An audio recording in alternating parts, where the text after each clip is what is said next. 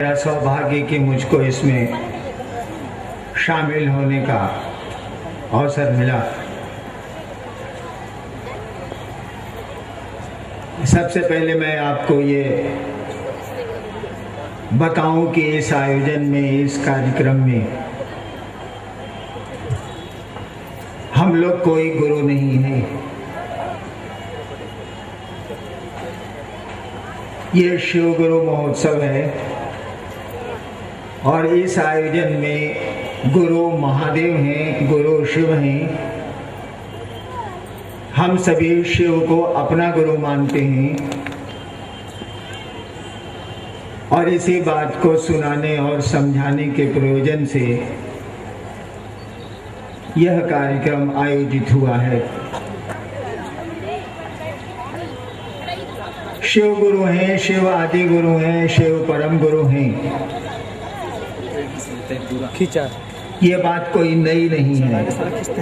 ऐसा नहीं है कि हम लोग कह रहे हैं कि शिव गुरु हैं, शिव आज भी गुरु हैं, शिव जगत के गुरु हैं।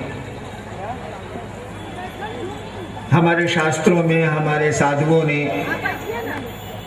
इस देश के मनीषियों ने बहुत पहले से कह रखा है, लिख रखा है सामने वाला कैसा है कि वो जो महादेव हैं, वो जो शिव हैं, वो गुरु हैं, गुरुओं के गुरु हैं। यहाँ तक कह डाला कि वो गुराधिपति हैं, गुरुओं के मालिक हैं, गुरुओं के राजा हैं। मौसम के चलते ना पड़ो, बहुत गंदा आ रहा है। ये बात तो बड़ी पुरानी है कि शिव गुरु, लेकिन उनको अपना गुरु बनाने का सिलसिला नहीं शुरू हुआ। शिव को अपना गुरु बनाने की परंपरा, इसकी शुरुआत नहीं हुई। किताबों में कहीं न कहीं या कुछ जगहों पे हम लोगों को मिल जाता है कि लोगों ने शिव को अपना गुरु माना, बड़ी ख्याति भी प्राप्त की उन लोगों ने, किंतु दूसरों को प्रेरित नहीं किया, दूसरों को नहीं कहा कि उस शिव को वो अपना भी गुरु बना सकते हैं। यानी शिव गुरु तो हैं, लेकिन उनकी शिष्यता शुरू नहीं हुई। उनको लोगों ने, आम लोगों ने, जनमानस ने अपना गुरु नहीं माना। हम लोगों ने कहा कि जिस महादेव की पूजा आप कई हजार वर्षों से खानदान दर खानदान से करते चले आ रहे हैं, जिस महादेव की पूजा हमारे आपके परिवार में बड़े लंबे अरसे से चली आ रही है, उसको अपना गुरु बना के देखिए, वो गुरु हैं। उस शिव को अपना गुरु बनाया जा सकता है और बनाने में कोई मेहनत नहीं है, बनाने में कोई औपचारिकता भी नहीं है, कहीं कुछ नहीं है। इसीलिए कि हमारा आपका मन संबंध बनाता है, शरीर नहीं बनाता, कपड़े नहीं बनाते, पैसे नहीं बनाते, गहना नहीं बनाता, आभूषण नहीं बनाते। हमारा आपका कोई संबंध, वो बेटे से बने, पिता से बने, माँ से बने, मित्र से बने, हमारा आपका कोई संबंध जो बनता है वो मन से बनता है। गुरु से भी हमारा आपका संबंध, हमारा आपका मन ही बनाएगा। मैंने कई बार कहा कि आपका ये मन कौन सी चीज है? ये जो हम कहते हैं कि मन से संबंध बनता है, मन ही शिव होता है, मन ही शैतान होता है, शरीर तो होता नहीं। आखिर ये मन है क्या चीज जो शिव हो जाता है, जो शैतान हो जाता है, जो मित्र हो जाता है, जो दुश्मन हो जाता है, जो पिता हो जाता है, जो पुत्र हो जाता है? ये मन कुछ नहीं। मैंने पहले भी आप लोगों से कहा है कि ये मन विचार पैदा करने की एक मशीन है। हमारे आपके भीतर जो विचार पैदा होते हैं, जो सोच पैदा होती है, मन से पैदा होती है। मन विचार पैदा करने की एक अदृश्य मशीन है जो दिखती नहीं है। कहने का अर्थ हुआ कि हमारा आपका विचार ही हमको आपको शिव बनाता है, हमारा आपका विचार ही हमको आपको शैतानियत में ले जाता है, शैतान बनाता है। हमारा आपका विचार ही हमको आपको किसी का मित्र बनाता है, किसी का पुत्र बनाता है, किसी का पिता बनाता है। और इसीलिए हम लोग कहते हैं कि आज मेरा मन नहीं है कि हम बाजार जाएं। इसका अर्थ हुआ कि आपका विचार नहीं है, आपकी सोच इस बात पर तैयार नहीं है कि आप बाजार जाइए। आप कहने को कह देते हैं कि आज आप मेरा मन नहीं है, हम बाजार नहीं जाएंगे। तो मन शिव को गुरु मानेगा, मन ही कोई संबंध बनाता। मन विचार पैदा करने की एक मशीन है। तो यह विचार कि हे शिव आप मेरे गुरु हैं, यह विचार अगर मन में पैदा किया जाए, मन में पैदा हो ये विचार, ठीक उसी तरह से अगर मन में ये विचार पैदा हो जाए इंसान के, आदमी के, कि हे शिव आप मेरे गुरु हैं, यह सोच पैदा हो जाए, आदमी सोचे इस बात को कि हे शिव आप मेरे गुरु हैं, आप मुझ पर दया कर दीजिए। यह सोच अगर अस्थाई हो जाए, यानी सोच के फिर भूलिए नहीं, आप सोच के यानी इस सोच पर कायम रखिए, इस विचार पर अपने मन को, अपने को खड़ा रखिए। धीरे धीरे आपका मन उस शिव को गुरु मानने लगेगा, मन शिव को गुरु समझने लगेगा। और जैसे जैसे आप गुरु समझेंगे आप शिष्य हो जाएंगे।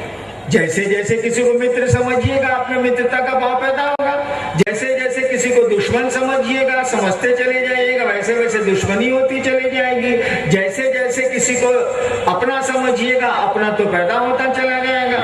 ठीक उसी तरह से जैसे जैसे शिव को गुरु समझेंगे हम आप, वैसे वैसे शिव की शिष्यता हमारे आप में पनपने लगेगी, अंकुरित होने लगेगी। अब गुरु पर निर्भर करेगा कि वो क्या करेंगे। कहा जाता है गुरु ज्ञान देते हैं। ज्ञान क्या चीज है?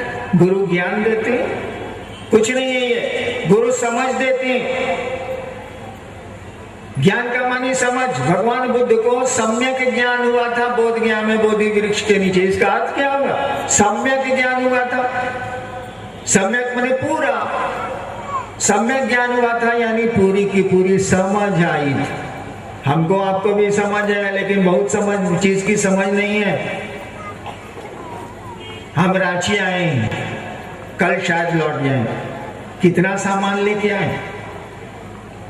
न पलंग साथ लाए, न फ्रिज साथ लाए, न सोफा सेट साथ लाए, 2 ठो कपड़ा रखा। 10 दिन से मैं बाहर हूँ, छत्तीसगढ़ से आ रहा हूँ, तो 10 दिन का साथ कपड़े रखे, 10 दिन के मैं चला आया, लौट जाऊंगा। देखिए समझ है मुझको, समझ है कि 12 दिन की यात्रा है, 12 दिन में कितने कपड़े लगेंगे, उतनी ही व्यवस्था करके मैं चला हूं। सभी ऐसा ही करते हैं। समझ तो है, ज्ञान तो है, लेकिन ये ज्ञान नहीं है कि हरिंद्रानंद जी अभी तो आप हैं, अगले क्षण रहिएगा कि नहीं रहिएगा, तब इतना बोझा काला इकट्ठा कर रहे हैं, तब इतना सामान इकट्ठा क्यों कर रहे हैं? रहना तो नहीं है। इतना कम सामान लेके रांची तो आप चले आए भाई जी, आई दुनिया में कितना दिन रहिएगा सो पता है कुछ? देखिए ये ज्ञान नहीं है, ये समझ नहीं है। सूचना है, सूचना और समझ में अंतर होता। सूचना है कि कोई कभी भी जा सकता, सांस आ रही है, जा रही है, आ रही है, जा रही है, नहीं आवे तब। हमारी सांस आ रही है और जा रही है, ना कोई मशीन लगी है, ना कुछ लगा है, आ रही है, जा रही है, आ रही है, जा रही है, आज जाके नहीं आवे तब क्या होगा? ये समझ नहीं है, मुझको भी नहीं है। कहा जाता है कि गुरु इसी समझ को देते हैं, और जैसे ये समझ हमको आपको आ जाएगी कि ना रहना है यहाँ, हम सभी छोटी छोटी यात्राओं में आए इस धरती पर, हमारे पूर्वज गए, हमको भी जाना होगा। सूचना तो है, खबर तो है। ये समझ में जिस दिन बात आ जाएगी, जिंदगी की दौड़ में हांफना बंद कर दीजिएगा, हाय हाय कम हो जाएगा, भाग दौड़ कम हो जाएगी, मन थोड़ा शांत होने लगेगा कि रे बाबू यहाँ तो टूर में आए हैं, छोटी यात्रा में आए हैं, रहना है, कितना माथा काम खराब करें, चलो काम चला लेते हैं, काम चल जाए यही बहुत है। गुरु इसी ज्ञान को देते हैं। इसी समझ को देते हैं, जिंदगी की हलचल कम हो जाएगी। ऐसा नहीं है कि मरने के बाद हम बैतरनी पार करेंगे, गुरु इस काम को करते हैं जी ना। गुरु जीने की कला सिखाते हैं। मरने के बाद क्या होगा ये कौन जानता है, कौन इसकी चिंता करता है। लेकिन जिंदा कैसे रहेंगे हम, माने जीवन हमारा सुखमय, शांतिमय, शिवमय कैसे होगा, गुरु इसकी कला सिखलाते हैं, इसकी समझ देते हैं। हम लोगों ने कहा कि उस शिव को गुरु बना के देखिए। हमारे शास्त्रों ने, हमारी किताबों ने, हमारे साधुओं ने गलत नहीं कहा है कि वो गुरु हैं। और आपको आश्चर्य होगा, मैंने जिस दिन शिव को गुरु माना था, भगवान समझ के माना था। आरा के गांगी श्मशान में रात के 2 बजे 1974 में मैंने शिव को गुरु माना था। मुझको पता नहीं था कि शिव गुरु होते, मैं जानता नहीं था। शिव को भगवान समझ के मैंने गुरु माना, और 8 वर्षों के बाद मैंने जाना कि दूसरे जानते हैं कि शिव गुरु हैं। मैं तो जानता ही नहीं था कि शिव गुरु हैं। मैंने भगवान समझा उनको, और भगवान समझ के उनको गुरु मान लिया। सोचा था कि गुरु भगवान होता है, तो ये भगवान गुरु काहे नहीं है। हमको ये पता नहीं था कि शिव गुरु होते हैं। मैंने ना कहीं पढ़ा था, ना मैंने सुना था, मैं कुछ नहीं जानता था। श्मशान की साधना कई वर्षों से कर रहा था। एक दिन मेरे मन में ख्याल आया कि गुरु भगवान होते हैं, तो ये भगवान गुरु काहे नहीं है। हमने सुना था भगवान शिव को कहते हैं, ईश्वर का नाम शिव है, शिव का नाम ईश्वर है। सुना था मैंने, समझा तो नहीं था, समझना कठिन है इस बात को, लेकिन सुना था मैंने, और मैंने शिव को गुरु मान लिया। जो परिणाम 8 वर्षों में मैंने देखे, मुझको लगा कि ये तो गुरु है, ये तो गुरु का काम करते हैं। मुझको लगा कि शिव नाम के नहीं, काम के गुरु है। और तब मैंने शुरू किया ये कहना है कि भैया शिव को अपना गुरु मान के देखो, तुम्हारा लगता क्या है। एक तुम सोच भी नहीं सकते हो, इस सोचने में तुम्हारा क्या लगता है भाई। हम आप सोच भी नहीं सकते हैं कि हे शिव आप मेरे गुरु हैं। एक रिश्ते को बढ़ा लेना है, घटाना थोड़ा ही है। भगवान तो नहीं, वो रहेंगे, उनसे तो दान मांगते ही है, संपत्ति मांगते ही है, सुख मांगते ही है। अरे ज्ञान को नहीं मांग लेते, ज्ञान मांगिएगा तभी ना कोई चीज काम देगी, वो धन हो या संपत्ति हो या कुछ भी हो। हम लोगों ने कहा कि उस शिव से दान तो लेने की आदत हम लोगों की पड़ी हुई है, उस शिव से ज्ञान भी तो मांगिए। ज्ञान लेने के लिए शिष्य की मानसिकता में आना पड़ता है, सीखने की मानसिकता में आना पड़ता है। हम लोगों ने कहा उस शिव को जो आपका बाबा है, कहा जाता है ना चंदा मामा सबके मामा, शिव गढ़ के बाबा। हम लोगों ने कहा कि जो हमारा आपका सदियों से बाबा है, उसको अपना गुरु भी बनाइए, रिश्ता प्लस करिए, रिश्ता बढ़ाइए, और देखिए कि नतीजे क्या आते हैं, देखिए कि परिणाम क्या आता। मैं तो पूरी नौकरी में रहा, 32 साल मैंने नौकरी की, और आज करोड़ों शिव शिष्य हैं। मैं कहाँ कहाँ जाता हूँ। आखिर इस विधा का कोई रिजल्ट तो है, तभी इतनी भीड़ है, तभी इतने लोग हैं, इतना जुड़ाव है। शिव गुरु होते हैं तो नतीजे आते हैं, ये तो लोगों की भीड़ बतला रही है कि नतीजे आते हैं। हम लोग कहाँ कहाँ जाते हैं, कितना जाएंगे, आदमी है हम लोग के सामर्थ्य की, ताकत की एक सीमा है। लेकिन शिव गुरु हैं, वो जगत के गुरु हैं। इसीलिए जगत का कोई आदमी, वो किसी जाति का हो, किसी धर्म का हो, किसी जगह का हो, किसी तरह का हो, अमीर हो, गरीब हो, जो भी हो, उसको ये अधिकार है, उसको ये हक है कि उस जगत गुरु को वो अपना गुरु बना सके, क्योंकि वो जगत का गुरु है। और आप जगत में रहते हैं, हम जगत के सारे लोगों को ये अधिकार है, किसी से पूछने की जरूरत नहीं है, किसी से किसी परमिशन की जरूरत नहीं है, कोई अनुमति की जरूरत नहीं है। हर एक आदमी शिव को अपना गुरु बना सकता है, और बनाने का साधन उसके पास है, मन है उसके पास। इसी मन में इसी विचार को लाना है कि हे शिव आप मेरे गुरु हैं, मुझ पर दया कर दीजिए। ये पूरा आयोजन बस इसी के लिए हुआ है कि हम आप शिव को अपना गुरु बनाएं। विद्यालय कहें हम आप पढ़ते ही नहीं, तो परिणाम कहां से आएंगे। स्कूल तो है, बच्चे स्कूल में नहीं जाएंगे तो बच्चे पढ़ेंगे कैसे। ज्ञान तो उनको नहीं मिलेगा, शैक्षणिक ज्ञान तो नहीं मिलेगा।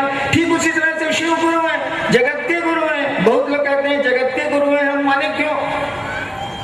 मेरे पिता ने शिव को गुरु नहीं माना, बोले कि तुम्हारे पैदा होने के पहले से जानते हैं शिव गुरु है, तो तुम्हारे कहने से हम मान लें, हमका मत माना।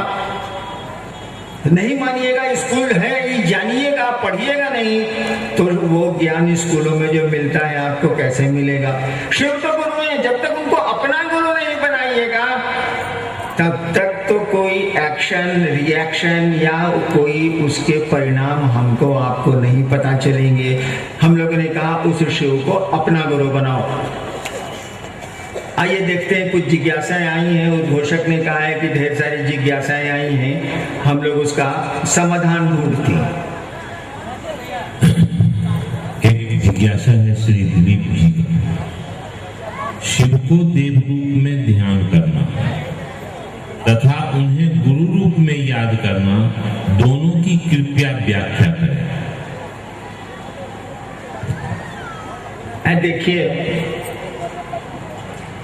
किसी भी ज्ञान का, किसी भी तथ्य का अंतिम जो रिजल्ट आएगा ना, उसी पर कोई चीज आधारित होती है। कोई बात कही जा रही है, उसका अंतिम परिणाम क्या होगा उसी से आंका जाएगा कि ये बात कैसी है, सही है, गलत है, कितनी अच्छी है, कितनी गलत है, उसी से आंका जाएगा। शिव की पूजा कितने हजार वर्षों से हमारे यहाँ देवता के रूप में हो रही है? भारत का इतिहास 10-12 हजार साल की गवाही देता है। शिव की पूजा कितने सालों से हो रही है देवता के रूप में, महादेव के रूप में, भगवान के रूप में? ये तो इतिहास बोलता है कि 10,000 साल से अधिक का प्रमाण है, उसके पीछे का नहीं है, हम लोग के पास नहीं है। शिव की पूजा करके देखिए, आदमी जिसके साथ रहेगा उसके गुण दोष लेता है, आदमी का स्वभाव है। संसर्गात गुणा दोषा, आदमी जिसके संसर्ग में रहेगा उसके गुण दोष लेगा। संसर्ग शरीर का नहीं मन का होता है, संसर्ग साथ रहता है, मन शरीर का साथ कोई अर्थ नहीं रखता है। एक बिस्तर पर पति पत्नी सोते हैं और तलाक के मुकदमे होते हैं। एक घर में सहोदर भाई रहते हैं और जमीन का झगड़ा होता है। यानी मन नहीं मिलेगा तो शरीर के मिलने का कोई अर्थ नहीं है, शरीर के साथ रहने का कोई अर्थ नहीं है। ठीक उसी तरह से हम शिव की पूजा करते हैं, बहुत सारे भगवान की पूजा करते हैं, रोज करते हैं, थोड़ा बहुत करते हैं। क्या उन देवताओं का कोई प्रभाव हम पर, आप पर दिखता है? सोचिएगा तो लगेगा कि नहीं दिखता है। वह शिव जो सबके लिए जहर पीता है, जो कहानियां हैं, हम ऐसा नहीं करते। वह शिव जो जिसने सूरज बनाए, चांद बनाए, सब कुछ बनाया,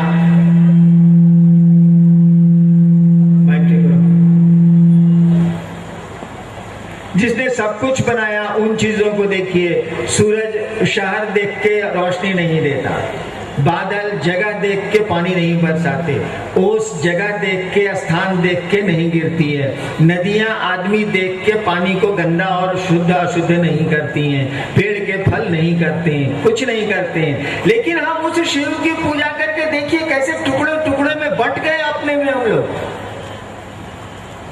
हिस्सा हिस्सा बट गया हम लोगों का, हम लोगों ने खुद बांट लिया। देखिए, देवता का असर हम लोगों पर कम पड़ा है, नहीं के बराबर पड़ा है। जिस शिव के फोटो में बाघ और बैल एक साथ दिखती हैं, बाघ बैल को खाता है, जन्मजात उसका गुण है। जिस शिव की तस्वीर में बाघ और बैल एक साथ दिखते हैं, मोर और सांप एक साथ दिखते हैं, सांप और चूहा एक साथ दिखते हैं, उसी की पूजा करके हम अपने घर में भी साथ नहीं रहते। देखिए कैसी पूजा करते। तो ये तो मैंने कहा कि अंतिम रिजल्ट से मालूम हो जाएगा कि कोई चीज परिणाम दे रही है और कैसी दे रही है, अंतिम रिजल्ट से मालूम हो जाएगा। ऐसे भी भक्त को भगवान की सीढ़ियां चढ़ना पड़ता है। हमको आपको भगवान के निकट जाना पड़ेगा, तभी भक्त हो सकते हैं। भक्त तो ऐसे होना बहुत कठिन है। हम लोग याचक हैं, महादेव से मांगते हैं। भक्त तो प्रेमी को कहते हैं, जो खुदा से, भगवान से प्रेम करता है, जो देना जानता है। प्रेम का अर्थ होता है जो दे सकता है। प्रेमी प्रेम पात्र को देती है।